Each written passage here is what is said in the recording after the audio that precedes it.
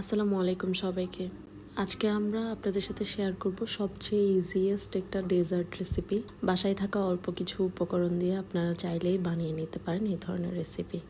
প্রথমে আমরা একটা প্যানে নিয়ে নিব হাফ লিটারের মতো লিকুইড মিল্ক, দিয়ে দিব 2 টেবিল চামচ পরিমাণে চিনি।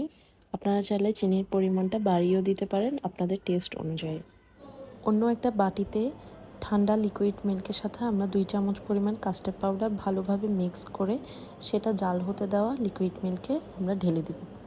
2-1 বার বলক আসার পর যখন আমাদের লিকুইডটার কনসিস্টেন্সি একটু ঘন হয়ে আসবে তখন আমরা চুলা থেকে নামিয়ে ফেলব। এখানে আমি নিয়ে নিয়েছি হাফ কাপ পরিমাণের লিকুইড হুইপ ক্রিম এবং সেটাকে আমি মিডিয়াম টু হাই স্পিডে ভালোভাবে বিট করে নেব। খেয়াল রাখতে হবে যাতে ক্রিমটা ওভার বিট না হয়ে যায়।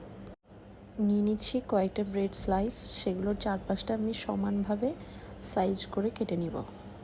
এবার আমি একটা সার্ভিং ডিশে সুন্দর করে ব্রেড স্লাইসগুলোকে একটা লেয়ার দিয়ে নিব।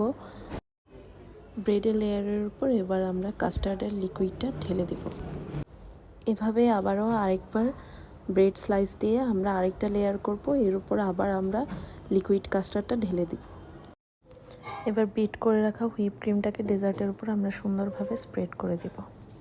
ডেজার্টের উপরে মার্বেল ইফেক্ট দেওয়ার জন্য কিছুটা কাস্টার্ড আমি আগে থেকেই আলাদা করে রেখেছিলাম, সেটা দিয়ে গার্নিশ করে নেব।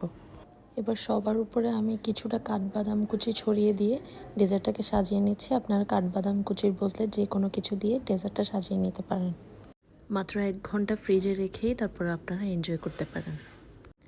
আজকে এতটুকুই, আবার দেখা হবে অন্য কোনো দিন অন্য কোনো রেসিপি ব্লগে। আল্লাহ হাফেজ।